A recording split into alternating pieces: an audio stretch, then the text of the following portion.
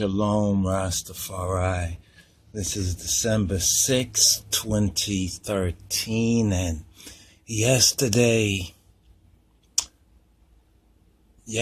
was announced the passing on of a great man, Nelson Mandela. Right, Nelson Mandela here. We see him right here with his left hand fist up here and reading his life story, and even during the couple of vids that we did as a kind of a tribute from one Rastafari and for other Rastafari who may agree more or less, and if not, you can do your own tribute. I will definitely recommend all the disciples they should do a tribute, right, to Mandela, as well as researching the fact that Nelson Mandela, we can safely and rightly say he was one of the last of a particular generation of the first original Rastafari. Nelson Mandela, Nelson Mandela was one of the last of the first generation of Rastafari. Yes, Nelson Mandela was and is a Rastafari. Many would disagree with that because they're just going on what the media has told them, right? They're going on what the media has told them, and they haven't really researched into this matter, very much so. And because of African unity, there you see Mandela's Ethiopian passport, right? When you recognize the blood, sweat, and tears and the sacrifice of the King of Kings in Christ, and of all the Ethiopians, the faithful and the righteous Africans and righteous people around the world who supported the cause of the King of Kings, and many who have supported the cause of Nelson Mandela. It's very interesting for us to proclaim this, and of course some folks are going to naysay it because they haven't done their own study and research into the fact that Nelson Mandela is one of the last of the original Rastafari, right? And his own words, his own testimony, we don't even have to say it ourselves. Nelson Mandela actually says so with his own testimony, of which I'll show you a little bit right here. Let's bring this page open right here. We just researched on the Google right there, Nelson Mandela Selassie in Ethiopia. And you'll find some of these, and hopefully you can repost them. You can tweet them out. Nelson Mandela's pistol given by Ethiopian Emperor Haile Selassie. Portions of Mandela's gun, quote, Mandela's gun, end quote, documentary to be filmed in Ethiopia. From the Telegraph, we have Nelson Mandela pistol, quote, under home of South African pop star. I don't know what that one is about right there. I opened it, but because we want to archive this, right? Archive this. This is right out there for you to read and study and to know the other half of the story that hasn't been told. Here we have on Arefe Mandela on Haile Selassie, right? He gives you his own opinions on Haile Selassie, on Imperial Ethiopia. The lion inspired Nelson Mandela. Mandela's gun, the gun that Emperor Haile Selassie gave Dr. Mandela. Then we have this, some interesting facts about Ethiopia, Nelson Mandela. That's a video there that we had posted a couple of months ago, when it was thought that he was near. They was basically announcing that he was near death at that time. And we posted these videos: Africa, Mandela's Life, Ethiopia's Lion. There's a new book, and how the King of Kings is an inspiration and was an inspiration. Now, furthermore, a further proof that we have that we want to share with you, that Nelson Mandela was the last of that first generation of Rastafari. After all, he was 95, right? He was 95 years old. So he was born, I was in 1918. Now, this is from an interesting article here. An interesting article. This is one of the articles that found in the search rate here. And let's just go up here. Right, Emperor Haile Selassie, a much watched video. You should check that video out for yourself right there. But this is from who's the writer, Nebiat Aklilu. And let's tilt this right here. The OAU and Emperor, that's the Organization of African Unity, and Emperor, let's close this right here, Emperor Haile Selassie's rightful place in history. Now, notice the last person, major world leader that said so concerning His Majesty's place in world history was assassinated. That was Kennedy at the railway station 50 days before he was assassinated, roughly 50, within about 50, we counted, rounding it off to about 50 days. He acknowledged, right, the role of His Imperial Majesty and Ethiopia, the righteous Ethiopians, in the liberation struggles that were ongoing, and how Ethiopia was and still is, but very much more was in manifestation, a center of such struggle. Like right here, let's zoom in right here where we have Ethiopian Emperor Haile Selassie in particular played an instrumental role in supporting liberation movements in Africa to ensure freedom, independence, stability, and lasting peace. That explains why many people have such negative, disinformed opinions concerning Kedemawi Haile Selassie, the King of Kings. But many of them would have positive opinions concerning Mandela. So let's see what Mandela himself actually says and what proves or backs up our statement that Mandela is most likely one of the last of the original Rastafari. The original Rastafari, they were not locksmen. They didn't run around just shouting Jah or burning spliffs or whatever else like that. Not to dismiss those who came after within that long walk, as it were, of freedom. The highly adorned freedom fighter and African leader, former South African President Nelson Mandela, right, to zoom in so you can see it for yourself, he confirms, right, this assertion as well, right? Assertion, this is a fact, right? But they still want to put it out there, even though it's written in his autobiography. In his autobiography, Long Walk to Freedom, President Mandela asserts the significance of Ethiopia and Ethiopianism.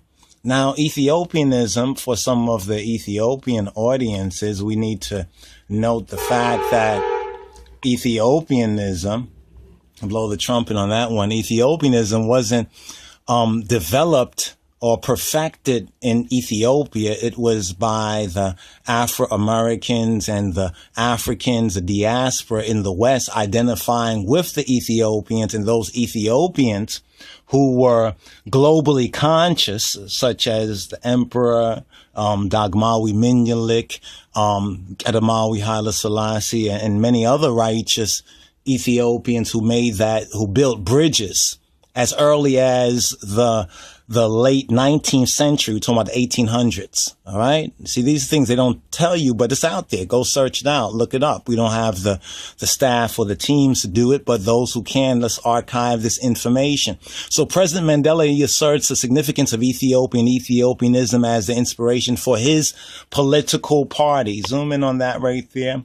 Right. For his political party and the struggle for freedom in South Africa. So Mandela himself states in his auto means that he wrote it or he had it written, not that somebody else just decided to put in and delete ideas they wanted to, but this means that it's based on his own authorization, right? And his own input. He says right here, he says the fundamental tenets of the Ethiopian movement were self-worth, self-reliance, and freedom. These tenets drew the advocates of Ethiopianism, or Be'amrinya Ethiopiawinet, like a magnet to the growing political movement. The political movement was to culminate in the formation of the ANC in 1912, right? In 1912.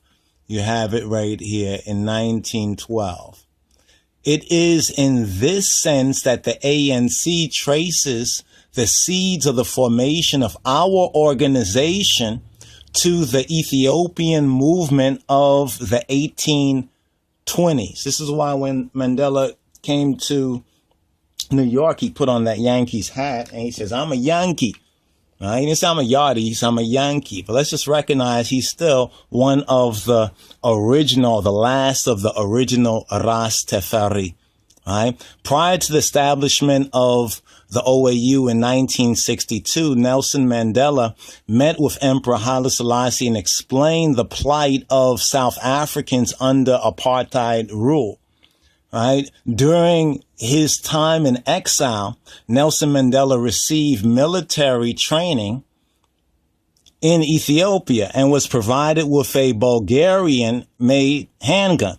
He was also issued an Ethiopian passport and given the chance to re-enter South Africa under an alias name and Ethiopian identity to continue the struggle for freedom and independence. Now, here is where I think the rubber even meets the road more on what we're saying, that Mandela was one of that first generation of Rastafari. You know, that generation coming from he was born 1918, right? I think 1918. So coming from that time, that early time, some say the movement began in 1930, but it didn't begin in 1930 because His Majesty was known as Haile Selassie. We're not known as Selassians. We're known as Rastafari or Rastafarians. Rastaman, in other words. In his autobiography, Nelson Mandela stated Ethiopia always has a special place in my imagination, and the prospect of visiting Ethiopia attracted me more strongly than a trip to France, England, and America combined. Wow. No wonder they don't talk about that in all this. We remember Mandela. Well, we only talk about this sort of full. Let's talk about what was his inspiration, right? Mandela goes on to state that I felt I would be visiting my own genesis, unearthing the roots of what made me an African. You heard it for yourself. Let's zoom in because some might say, so you can see this right up here. Right, where he says attracted me more strongly than a trip to France, England, and America. Right down here, he says visiting my own genesis, unearthing the roots of what made me an African. You can see that right there as well. All right, as the former president of the last African country to gain its independence from white, racist, may I add, colonial rule, and Africa's de facto spiritual leader, Nelson Mandela is unarguably the most respected leader in Africa since Emperor Haile Selassie. Now, some even have tried to argue this down, just ignoramuses, just foolish people. Right? Foolish people. I remember when Christ says, ye worship me in vain. You know, like a lot of them talk all these nice things, but you mention Haile Selassie, they're going to get all twisted and everything. They'll get all wicked and everything like that, all twisted, right? You know, they look up to Mandela in vain because they're not really looking at, well, what made him great? What was his focus, right? What was his focus? What was his center? So it says right here, once again, as an African leader of Nelson Mandela's stature, morality, and contributions, despite being deserving of accolades and admiration in his own right, Nelson Mandela demonstrates the utmost respect and deference to the father of Africa, Emperor Haile Selassie, and to Ethiopia as his spiritual homeland. The same sentiment about Emperor Haile Selassie and the significance of Ethiopia expressed by Nelson Mandela and countless others in the Black political movement and beyond is also shared by millions of Africans and peoples of African descent around the world. Now, it's going to go forward. There's even more to this, even touching on the Ethiopian World Federation as well, which came from that same 1890s Ethiopianism. So, Selassie, ergo, when we state that Nelson Mandela is the last, or perhaps was, I prefer to say is, right? Because in spirit and in truth, he is still with I and I and I. The last of the original Rastafarians, based on Mandela's own words, based on his own witness, his own testimony. And if you want to see, read more about it, check out The Long Walk to Freedom.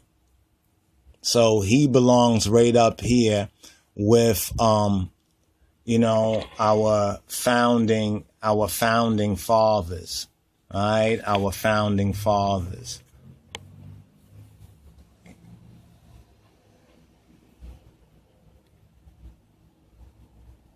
Shalom, Rastafari. This is December 6, 2013, and yesterday was announced the passing on of a great man, Nelson Mandela. Nelson Mandela here. We see him right here with his left hand fist up here and reading his life story, and even during the couple of has told them. Right? They're going on what the media has told them, and they haven't really researched into this matter, you know, very much so. And because of African unity, there you see Mandela's Ethiopian passport, right? When you recognize the blood, sweat, and tears and the sacrifice of the King of Kings in Christ, and of all the Ethiopians, the faithful and the righteous Africans and righteous people around the world who supported the cause of the King of Kings, and many who have supported the cause of Nelson Mandela. It's very interesting for us to proclaim this, and of course some folks are going to naysay it because they haven't done their own study and research into the fact that Nelson Mandela is one of the last of the original vids that we did as a kind of a tribute from one Rastafari,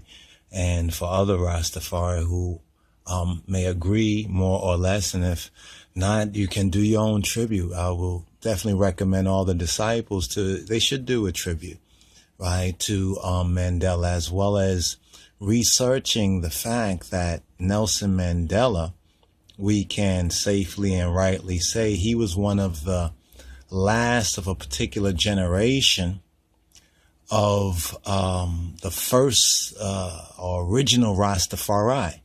Nelson Mandela, Nelson Mandela was one of the last of the first generation of Rastafari. Yes. Nelson Mandela was and is a Rastafari. Many would disagree with that because they're just going on what the media